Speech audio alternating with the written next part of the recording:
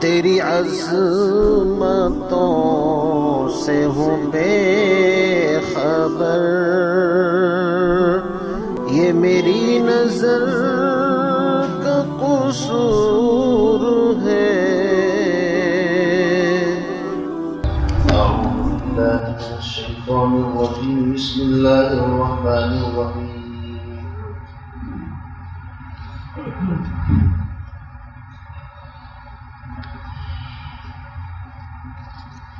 فتلقى آدم من ربه كلمات فتاب عليه إنه هو التواب الرحيم۔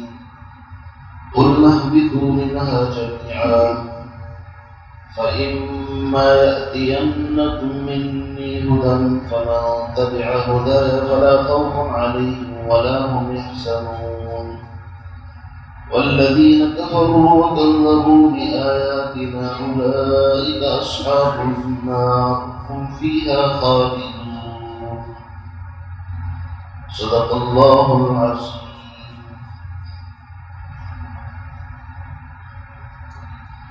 آدم علیہ السلام کی خلافت، اس کا تذکرہ چل رہا تھا۔ اللہ رب العزت نے آدم علیہ السلام کو علم عطا فرمایا اور کائنات کی تمام چیزوں کے نام، ان کی خاصیت الگ الگ ان کو عطا فرمائی، اور آدم علیہ السلام کو کہا کہ فرشتوں کے سامنے ان ناموں کو بیان کرو۔ تو اللہ فرماتے ہیں فَلَمَّا أَنبَأَهُم بِأَسْمَائِهِمْ، آدم علیہ السلام نے ساری چیزوں کے نام بیان کر دیے۔ اس بات کو دیکھ کر کے اللہ نے فرشتوں سے کہا أَلَمْ أَقُل لَكُمْ إِنِّي أَعْلَمُ غَيْبَ السَّمَاوَاتِ وَالْأَرْضِ، کیا میں نے تم کو پہلے نہیں سمجھایا تھا کہ غیب کی تمام چیزوں کا علم میرے پاس ہے؟ یعنی تمہیں سوال کرنے کی کیا ضرورت تھی، غیب کا علم میرے پاس ہے۔ وَأَعْلَمُ مَا تُبْدُونَ وَمَا كُنتُمْ تَكْتُمُونَ، اور اے فرشتوں، جس چیز کو تم ظاہر کر رہے تھے، ظاہر تو یہ کر رہے تھے کہ آدم علیہ السلام اور اس مخلوق کے بارے میں کہ یہ قتل و قتال خوریزی کرے گی، لیکن چھپا اس چیز کو رہے تھے کہ اس کی خوبیاں کیا ہوگی، تو اس خوبیوں کو تم پوچھنا چاہتے تھے۔ تو میں نے تم کو بتا دیا کہ اصل خوبی یہ ہے کہ اس کے پاس علم ہوگا، صلاحیت ہوگی، استعداد ہوگی، جس کی وجہ سے وہ زمین کا نظام، اس کی خلافت کو سنبھالے گا۔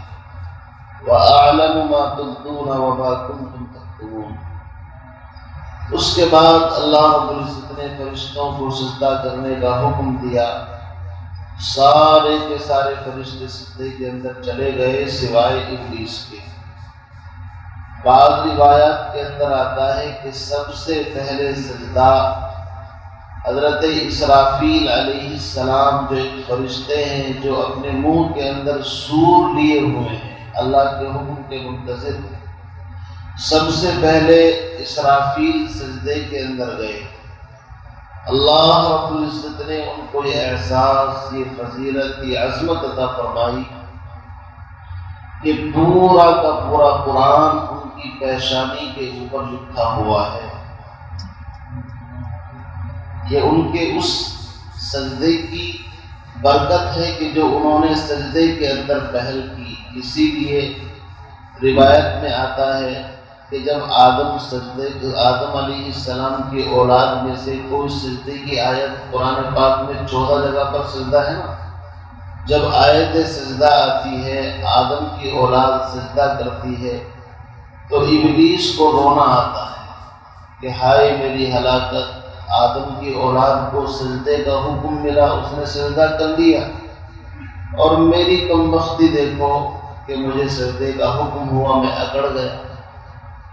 بہرحال آدم علیہ السلام کو سجدہ کیا سوائے ابلیس کے، اس نے انکار کیا، تکبر کیا، اور وہ کافرین، ناشکر انسانوں میں سے، ناشکر مخلوق میں سے ہو گیا۔ اس کے بعد آدم علیہ السلام کو ان کی بیوی اماں حوا کو اللہ نے فرمایا وَيَا قُلْنَا يَا آدَمُ اسْكُنْ أَنْتَ وَزَوْجُكَ الْجَنَّةَ، تم جنت میں آرام سے سکون کے ساتھ رہو اور جہاں چاہو گھومو پھرو، لیکن اس مخصوص درخت کے قریب مت جانا ورنہ ظالمین میں سے ہو جاؤ گے۔ تو یہ باتیں بتائی گئی کہ شیطان نے کس طرح ان کو بہکایا، قسمیں کھائی اور کس طرح اس نے بڑے بڑے وعدے کیے۔ هل ادلکم علی شجرۃ الخلد وملک لا یبلی، اس کو کھا لو گے ہمیشہ ہمیشہ یہاں پر رہو گے، کبھی نکالے نہیں جاؤ گے۔ وقاسمہما انی لکما لمن الناصحین فدلاہما بغرور، بہرحال کسی طریقے سے اس نے اس درخت کے قریب لے جایا نہیں بلکہ کھلا دیا۔ تو اللہ کہتے ہیں فلما ذاقا الشجرۃ بدت لہما سوآتہما ينتفقا ويخصفان عليهما من ورق الجنة، تو جنتی لباس ان سے چھین لیا گیا۔ اب وہ اس لباس کے چکر میں ادھر ادھر دوڑتے پھرتے ہیں۔ اللہ کی طرف سے آواز آئی کہ کیا میں نے تم کو پہلے سمجھایا نہیں تھا؟ یہ سب باتیں قریب قریب آپ کے سامنے آ چکی۔ اس کے بعد اللہ نے حکم دیا اہبطوا بعضکم لبعض عدو، اترو سب یہاں سے، تم میں سے بعض کے دشمن ہے، یعنی ایک دوسرے سے تمہاری دشمنی رہے گی۔ چنانچہ جو اس کیس کے اندر تھے سب کی دشمنی ہے۔ سانپ اس کے اندر انوالو تھا، آدم کی اس کی بھی دشمنی ہے، وہ آدم کی اولاد کو کاٹتا ہے، آدم کی اولاد اس کو مارتی ہے۔ اور شیطان سے جہاں تک دشمنی کا تعلق ہے وہ تو کوئی موقع نہیں چھوڑتا جہاں انسان کو نقصان نہ پہنچاتا۔ انسان کا بچہ پیدا ہوتا ہے تو پیدا ہوتے وقت بھی اس کے ساتھ کھلواڑ کرتا ہے، اس کو کچوکے لگاتا ہے۔ اسی لیے فرمایا کہ جب بچہ پیدا ہوتا ہے تو روتا ہے، آپ نے دیکھا ہو، کیوں؟ شیطان اس کو بھی چھیڑتا ہے، وہیں سے شروع کرتا ہے گڑبڑ۔ سوائے دو بچوں کی حدیث کے اندر آتا ہے، ایک تو حضرت عیسیٰ علیہ السلام کے بارے میں آتا ہے کہ ان کی حفاظت اللہ نے فرمائی، اور ایک حضور اکرم صلی اللہ علیہ وسلم کی، ورنہ تو عام بچوں کے ساتھ اس کا دستور یہی ہے کہ پیدائش کے وقت بھی چھیڑتا ہے، موت کے وقت بھی پریشان کرتا ہے، اور زندگی میں کوئی موقع ایسا نہیں کہ جب اس کو موقع ملے اور وہ چوک جائے۔ ان الشیطان للانسان عدو مبین، اللہ نے کہا تمہاری دشمنی رہے گی، جاؤ، لیکن یاد رکھنا اس زمین پر تم کو بھیجا جا رہا ہے لائف ٹائم کے لیے نہیں، وَلَكُمْ فِي الْأَرْضِ مُسْتَقَرٌّ وَمَتَاعٌ إِلَىٰ حِینٍ، ایک وقت آئے گا لوٹ کر کے پھر ہمارے پاس آئے۔ میں اس پیغام دے دیا گیا کہ ہمیں جا کر کے بھولنا نہیں۔ اب آدم علیہ السلام زمین پر اترے، اللہ کی نافرمانی ہو گئی، چاہتے ہیں کسی طرح اللہ سے بات کریں، لیکن الفاظ نہیں کہ معافی کس طرح مانگے، کیونکہ پہلی غلطی ہے۔ تو اللہ رب العزت کے سامنے جب روتے رہے، گڑگڑاتے رہے، اللہ کو ترس آ گیا۔ فَتَلَقَّىٰ آدَمُ مِن رَّبِّهِ كَلِمَاتٍ فَتَابَ عَلَيْهِ، بس آدم علیہ السلام نے کچھ کلمات سیکھ لیے اپنے رب سے۔ یا تو اللہ نے ڈائریکٹ ان کے دل کے اندر یہ کلمات ڈالے کہ جبریل کے واسطے سے، دو ہی طریقے۔ یہاں پر فتاب علیہ آیا ہے، عربی زبان میں کبھی آئے گا فتاب علیہ تو اس کے معنی ہوں گے توبہ قبول کرنا، یعنی اللہ نے توبہ قبول کرنا۔ کبھی آتا ہے فتاب الیہ، الہ کے ساتھ، اس کا مطلب ہوتا ہے کہ بندے نے اللہ سے توبہ کی۔ جب بندہ اللہ سے توبہ کرتا ہے تو اس توبہ کا مطلب ہے گناہوں سے، نافرمانی سے فرما برداری کی طرف لے آنا۔ توبہ کا مطلب تو یہی ہے کہ گناہوں میں تھا، نافرمانی تھا، اب وہ نیکی کی طرف آ گیا۔ اور جب فتابہ علی عین کے ساتھ آتا ہے، اللہ رب العزت نے اپنی نظر رحمت فرما دی، اس کا مطلب یہ ہوتا ہے۔ تو آدم علیہ السلام کو وہ کلمات اللہ نے سکھا دی۔ وہ کلمات کیا تھی یہاں پر موجود نہیں ہے، لیکن سورۃ الاعراف کے اندر ہے، ربنا ظلمنا انفسنا وان لم تغفر لنا وترحمنا لنكونن من الخاسرین، یہ کلمات۔ اے ہمارے پروردگار، ہم نے اپنی جانوں پر ظلم کر لیا۔ اعتراف، سب سے پہلے غلطی کا اعتراف، کوئی ایچ پیچ نہیں۔ ربنا ظلمنا انفسنا، اپنی جانوں پر ظلم کر لیا۔ وَإِن لَّمْ تَغْفِرْ لَنَا وَتَرْحَمْنَا، لیکن اگر آپ معاف نہیں کرو گے، رحم نہیں کرو گے، لَنَكُونَنَّ مِنَ الْخَاسِرِينَ، تو ابھی تو کچھ بھی نقصان نہیں ہوا جو آئندہ نقصان ہوا۔ ہر نبی نے مصیبت میں، تکلیف میں صرف کس کو پکارا ہے؟ بولو بھائی، اللہ۔ یونس علیہ السلام سے لغزش ہو گئی معمولی سی، بغیر وحی کا انتظار کیے ہوئے بستی کو چھوڑ کر کے چلے گئے لوگوں کو۔ اللہ کا انتظار ابھی تھوڑا سا رکنا چاہیے تھا، تو اللہ رب العزت نے تھوڑا سا عتاب فرما دیا، مچھلی کے پیٹ کے اندر چلے گئے۔ لیکن مچھلی کو کہا کہ تمہاری غذا نہیں، امانت ہے۔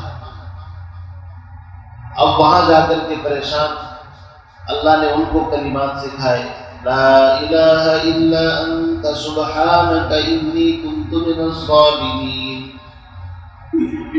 صرف اور صرف خالص اللہ کو پکارا، لا الہ الا انت، تیرے علاوہ کوئی معبود نہیں، کوئی مشکل کشا نہیں، کوئی حاجت روا نہیں، کوئی نفع نقصان کا مالک نہیں، اور میں نے اپنی جان پر ظلم کر دیا۔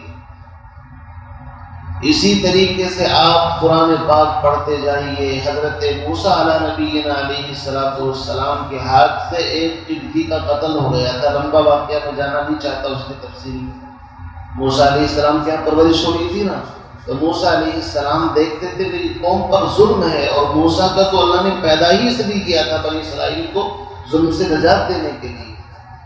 کلتی کو سمجھایا، نہیں مانا تو اس کو سمجھانے کے لیے لگایا اس کو، بس فَبَكَّزَهُ مُوسَىٰ فَقَضَىٰ عَلَيْهِ، موت آ گئی اس کی تو مر گیا، مرڈر، قتل۔ اب موسیٰ علیہ السلام کر گئے، کیا کرو بھائی؟ فرعون تو پہلے سے ہی سمجھتا تھا کہ شاید یہ بچہ وہی ہے جس کی وجہ سے میں نے ہزاروں بچے قتل کیے، چونکہ ایک مرتبہ بچپن میں کھیلتے ہوئے اس کے تماچا بھی لگا دیا تھا موسیٰ علیہ السلام، تو پہلے سے ہی اس کو کچھ نہ کچھ شک تھا۔ تو موسیٰ علیہ السلام سیدھے وہاں سے نکل کر کے چلے گئے مدین۔ اللہ نے وہاں شعیب علیہ السلام کی بیٹیوں کے ساتھ ان کی شادی بھی کرائی، اور لمبا واقعہ ہے۔ تو موسیٰ علیہ السلام جب ہجرت کر کے جاتے ہیں، کس کو پکارتے ہیں؟ اپنے رب کو پکارتے ہیں۔ کیا کہتے ہیں؟ رب انی بما انزلت الی من خیر فقیر، الہی میں نے وطن چھوڑ دیا، سب کچھ چھوڑ دیا، لیکن میں تیری مدد کا محتاج ہوں۔ الغرض یوسف علیہ السلام ہے، یعقوب علیہ السلام ہے، سب قرآنی دعائیں آپ پڑھیں گے، آپ کو حیرت ہوگی۔ ہر نبی نے مشکل میں کسی بابا کو، اپنے بڑے کو نہیں پکارا، بلکہ احکم الحاکمین کو پکارا۔ پتہ چلا کہ غلطی لغزش ہو جائے تو ہمیں بھی کس کو پکارنا چاہیے؟ رب کو پکارنا چاہیے، اللہ کو پکارنا چاہیے۔ ہم کیا کرتے ہیں؟ یہ تو عیسائیت ہے، عیسائیت کے اندر غلطی ہوتی ہے، جانتے آپ کیا ہوتا ہے؟ ان کے یہاں جو ان کے پادری ہوتے ہیں چرچ میں، ان کو لے جا کر کے لفافہ دے دو۔ ہر اتوار کو سنڈے کے روز ان کی عبادت ہوتی ہے، آپ جانتے ہیں۔ چرچ میں جاؤ، فادر صاحب یہ لو میرا پرچہ، مجھ سے غلطی ہوئی ہے، اور آپ گوڑ کے سامنے، یعنی عیسیٰ علیہ السلام کو گوڑ کہتے ہیں، خدائی میں شریک ٹھہراتے ہیں، ان سے ہماری غلطیوں کی معافی کرا دینا، 1500 روپے بھی رکھ دیتے ہیں۔ رشوت تو چلتی ہے ان کے یہاں پر۔ قرآن خود کہتا ہے اتخذوا احبارهم ورهبانهم اربابا من دون اللہ، اللہ کو چھوڑ کر اپنے علماء کو انہوں نے خدا کا شریک بنا لیا۔ دین اسلام میں اس کی گنجائش نہیں۔ تم سے غلطی ہو گئی، کسی کو بتانے کی ضرورت نہیں، تم جانتے ہو، تمہارا رب جانتا ہے۔ تم نے تو اس کو گوڑ کو اور اپنے گناہوں پر کیا کر لیا؟ گواہ بنا لیا۔ وہ بھی تو بندہ ہے، وہ بھی مخلوق۔ یہ دین اسلام عیسائیت نہیں ہے۔ اور ہندو دھرم کے اندر کیا ہوتا ہے آپ جانتے ہیں؟ انہوں نے اور 2 قدم آگے چلے کہ اگر ایک مرتبہ غلطی ہو گئی، معافی کی کوئی شکل نہیں، اب تم کسی نہ کسی شکل میں تبدیل ہو کر کے اعمال کے مطابق دوبارہ آتے رہو گے، جس کو بولتے ہیں تناسخ یا آواگمن۔ ان کا عقیدہ یہ ہے کہ انسان اچھے کرم کرتا ہے اچھی شکل میں آ جاتا ہے، اور گناہ کرتا ہے تو کسی کتے بندر کسی اور شکل کے اندر آ جاتا ہے۔ تو اسلام ان تمام عقیدوں کی نفی کرتا ہے، نہیں، غلطی ہو سکتی ہے، غلطی کا امکان ہے، لیکن غلطی معاف کون کرے گا؟ اللہ، سیدھی بات۔ تو فرمایا آدم علیہ السلام کو اللہ نے وہ کلمات سکھائے۔ اس میں ہمیں کھینچ تان کرنے کی ضرورت نہیں ہے، اور اس سے لوگ اس روایت کا سہارا لیتے ہیں اور بڑے فخر کے ساتھ بیان کرتے ہیں کہ جس میں وسیلہ ہے جناب محمد الرسول اللہ صلی اللہ علیہ وسلم کا، قرآن کی کسی آیت میں یاد رکھیے، اور صحیح حدیث کے اندر، صحیح کی بات کر رہا ہوں، یہ واقعہ نہیں ملتا۔ البتہ اسرائیلی روایات میں اس طرح کے واقعات بھرے پڑے ہیں۔ آپ کو ایک واقعہ سنا اسرائیلی روایت کا، آپ کو حیرت ہوگی کہ آدم علیہ السلام کو جب زمین پر اتارا گیا تو وہاب ابن منبہ، یہ اصل میں یہودیوں میں سے تھے، جو مسلمان ہوئے تو پچھلی قصے کہانیاں بہت یاد کر رکھے تھی اپنی کتابوں کی، اس لیے کچھ وہاب ابن منبہ اس طرح کی جو روایت لاتے ہیں یہ پچھلی کتابوں میں سے لاتے ہیں۔ کہتے ہیں کہ جب آدم علیہ السلام کو زمین پر اتارا تو ایک روایت وہ یہ بیان کرتے ہیں کہ اس زمین پر جتنے درندے تھے شیطان نے ان کو بہکا دیا کہ تم آدم پر حملہ کرو۔ دیکھ رہے آپ روایت؟ اب درندوں نے سوچا ہم کیسے حملہ کریں، انہوں نے جا کر کے کتے کو سرداری عطا فرمائی، تو بڑا درندہ ہے، تو بڑا ہے، تو حملہ کر۔ کتے نے کہا ٹھیک ہے میں کر دیتا ہوں، چونکہ سرداری مل گئی اس کو۔ تو جیسے ہی یہ آدم علیہ السلام کی طرف گیا تو اللہ نے جبریل کو بھیجا، کہا اس کے سر پر ہاتھ رکھ دو۔ آدم علیہ السلام نے سر پر ہاتھ رکھا تو وہ بہت ہی فرمانبردار ہو گیا۔ اب سارے درندے کہنے لگے بھیجا تھا کس کام کے لیے، یہ تو جا کر کے صوفی جی بن گیا۔ اسی لیے وہ کہتے ہیں کتے کے اندر دو خصلتیں ہیں، جب یہ بھونکتا ہے تو اس کے اندر شیطانیت ہوتی ہے، اور جب یہ دم ہلاتا ہے اور بھاگ کر کے واپس مالک کی طرف آتا ہے، یہ آدم علیہ السلام کے اس ہاتھ کا اثر ہے۔ یہ اسرائیلی روایات ہے، اس طرح کی باتیں بھی روایات کے اندر آ گئی۔ اب بتائیے قرآن کی آیت کا سمجھنا ان کے اوپر کہاں کا موقوف ہے؟ بعض روایت میں یہ بھی آئے گا کہ جب آدم علیہ السلام کو زمین پر اتارا دو ہی مخلوق تھی، ایک گدھ اور ایک مچھلی۔ تو گدھ نے آ کر کے کہا مچھلی سے کہ دو پاؤں پر چلنے والی کوئی مخلوق زمین پر آ گئی۔ تو مچھلی نے کہا اگر تیری بات سچ ہے تو نہ تیری خیر نہ میری خیر۔ تو اس طرح کی روایتیں بھی آتی ہیں۔ واللہ اعلم بالصواب۔ ہم کہتے ہیں ان روایتوں پر قرآن کی آیت کو سمجھنا موقوف نہیں ہے۔ قرآن کہتا ہے آدم سے لرزش ہوئی، وہ بھول چوک ہوئی، معمولی غلطی، اللہ نے معاف کر دیا، کلمات کو سکھا دیے، اور اس کے بعد وہ کلمات کیا ہیں ان کا ذکر بھی قرآن کرتا رہا۔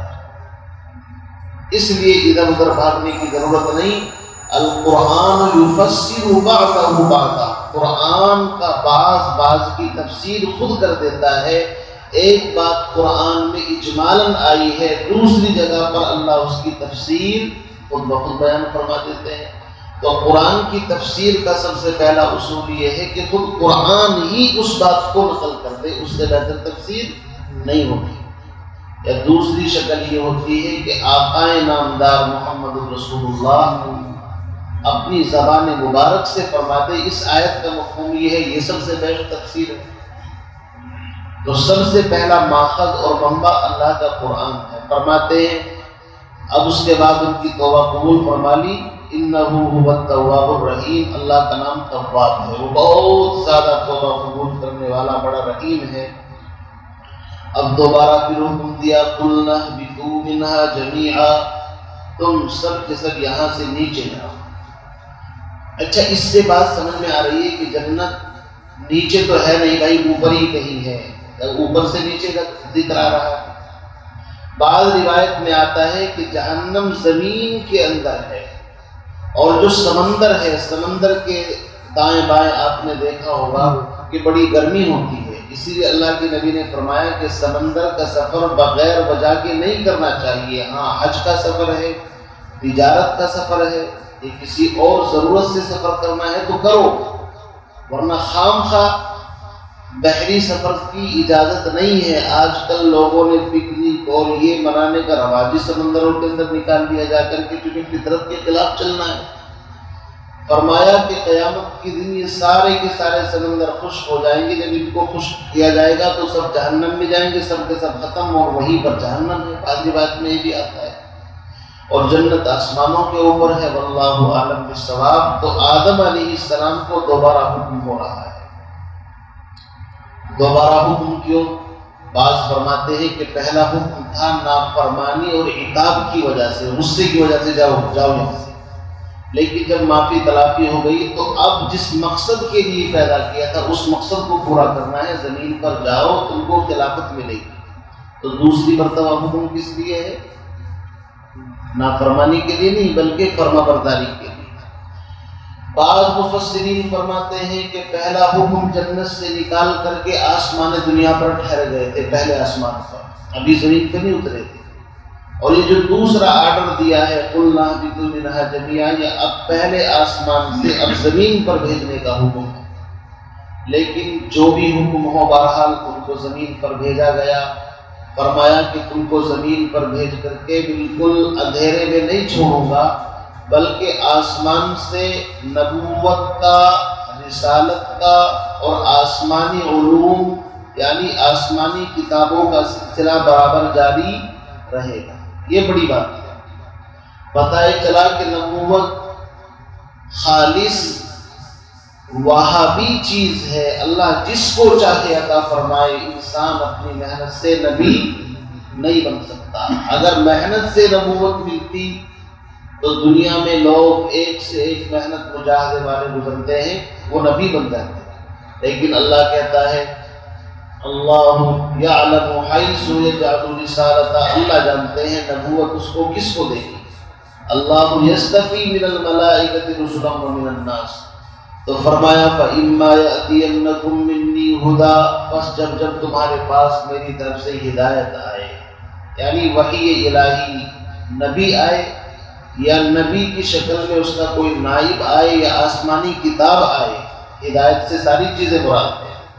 فَمَن تَبِعَ هُدَايَ، پس جو اس ہدایت کا اتباع کرے گا، فَلَا خَوْفٌ عَلَيْهِمْ وَلَا هُمْ يَحْزَنُونَ، نہ ان کو زمانہ مستقبل میں کوئی خوف ہوگا اور نہ ان کو زمانہ گزشتہ اور ماضی میں کسی چیز کے اوپر کوئی رنج ہوگا۔ خوف کہتے ہیں آئندہ آنے والی چیز کو، اور حزن کہتے ہیں گزشتہ چیز کو، کسی چیز کو دیکھ کر کے انسان رنجیدہ ہو جائے کہ وہ چیز مجھ سے جاتی رہی۔ اللہ نے دونوں زمانوں میں نفی فرما دی، نہ حال اور استقبال میں، نہ ماضی میں کوئی ٹینشن، کوئی خوف ان کو نہیں ہوگا۔ لیکن یاد رکھنا والذین کفروا وکذبوا بآیاتنا، لیکن وہ لوگ جو اس ہدایت کو نہیں مانیں گے، نبوت کا انکار کریں گے، آسمانی کتابوں کی مخالفت کریں گے، انکار کریں گے، تو پھر ہمارا ڈنڈا بڑا سخت ہے۔ والذین کفروا، وہ لوگ جو کفر کریں گے یا کفر کیا، وَكَذَّبُوا بِآيَاتِنَا، ہماری نشانیوں کو، چاہے وہ نبی کی نشانی ہو اور چاہے کتابوں کی نشانی ہو، ہدایت کو جھٹلائیں گے۔ اولئک اصحاب النار، سیدھا فیصلہ ہے یہ لوگ جہنمی ہیں، اور جہنم میں کب تک رہیں گے؟ ہم فیہا خالدون، جس طرح جنت کے بارے میں اللہ نے فرمایا تھا ہم فیہا خالدون، ہمیشہ رہیں گے، ایسے ہی جہنم کے بارے میں فرمایا۔ اسی لیے ہم کہتے ہیں کہ ٹھکانے دو ہی ہیں، جنت یا جہنم۔ جنت جس کو الاٹمنٹ کی جائے گی وہ بھی لائف ٹائم کے لیے، اور جہنم کے اندر جس کو کفر کی وجہ سے یا شرک کی وجہ سے داخل کیا جائے گا وہ بھی لائف ٹائم کے لیے۔ البتہ گناہوں کی سزا کے لیے بعض مسلمانوں کو داخل کیا جائے گا تو وہ ہمیشگی کے لیے نہیں ہوگا، ان کو وہاں سے نکال دیا جائے گا۔ اللہ تعالیٰ سے دعا فرمائے ہم تمام کو اس واقعے کے اندر جو عبرتیں ہیں، نصیحتیں چھپی ہوئی ہیں، پروردگار عالم ان نصیحتوں پر مجھے آپ کو عمل پیرا ہونے کی سعادت نصیب فرمائے، عاجزی انکساری کی دولت نصیب فرمائے، تکبر سے حفاظت فرمائے، حسد سے حفاظت فرمائے۔ سبحان اللہ و بحمدہ، سبحانک اللہم و بحمدک، ونشهد أن لا إله إلا أنت نستغفرك.